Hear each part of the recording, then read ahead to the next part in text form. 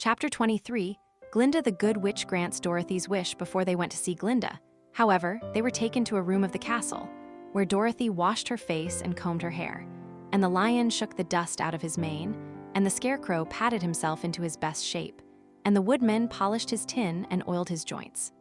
When they were all quite presentable, they followed the soldier girl into a big room where the Witch Glinda sat upon a throne of rubies. She was both beautiful and young to their eyes.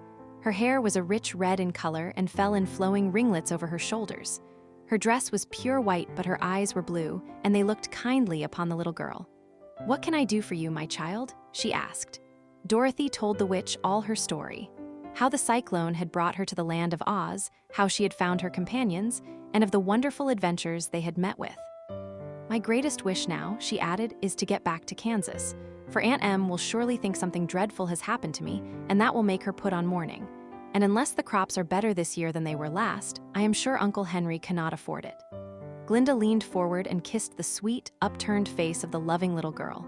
"Bless your dear heart," she said. "I am sure I can tell you of a way to get back to Kansas." Then she added, "But if I do, you must give me the golden cap."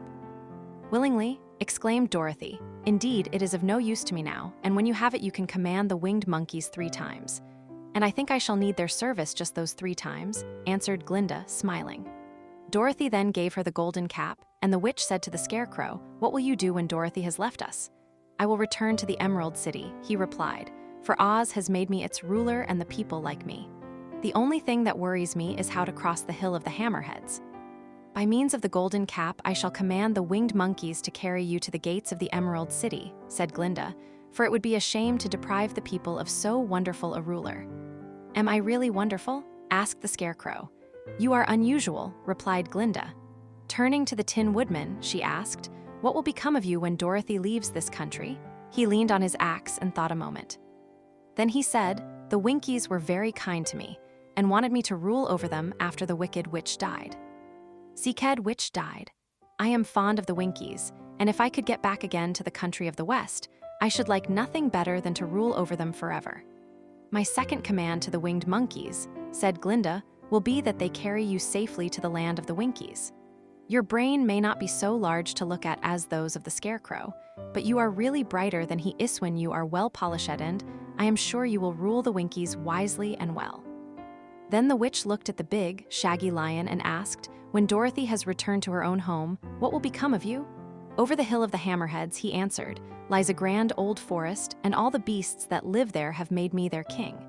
If I could only get back to this forest, I would pass my life very happily there. My third command to the winged monkeys," said Glinda, "shall be to carry you to your forest.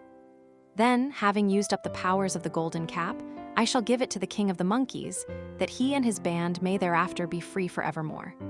The Scarecrow and the Tin Woodman and the lion now thanked the good witch earnestly for her kindness, and Dorothy exclaimed, "You are certainly as good as you are beautiful, but you have not yet told me how to get back to Kansas." "Your silver shoes will carry you over the desert," replied Glinda. "If you had known their power, you could have gone back to your Aunt Em the very first day you came to this country. But then I should not have had my wonderful brains," cried the Scarecrow.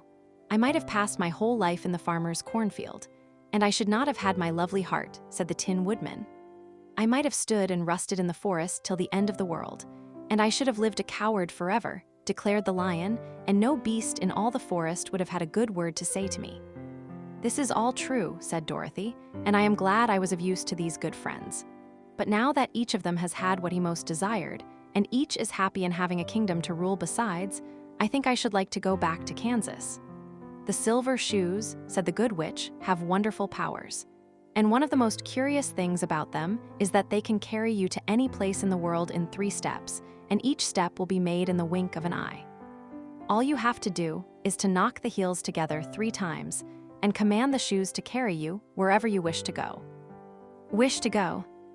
If that is so," said the child joyfully, "I will ask them to carry me back to Kansas at once." She threw her arms around the lion's neck and kissed him, patting his big head tenderly. Then she kissed the Tin Woodman, who was weeping in a way most dangerous to his joints.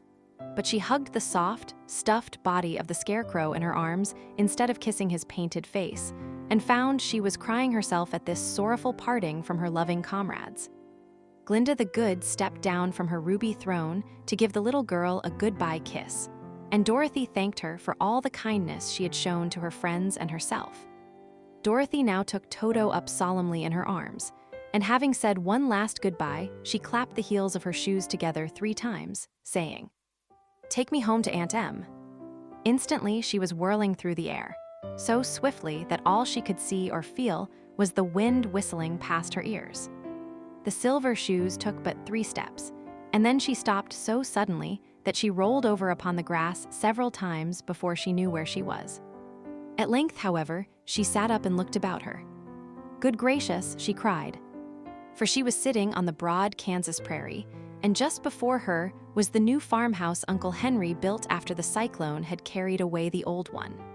Uncle Henry was milking the cows in the barnyard, and Toto had jumped out of her arms and was running toward the barn, barking furiously. Dorothy stood up and found she was in her stocking feet, for the silver shoes had fallen off in her flight through the air and were lost forever in the desert.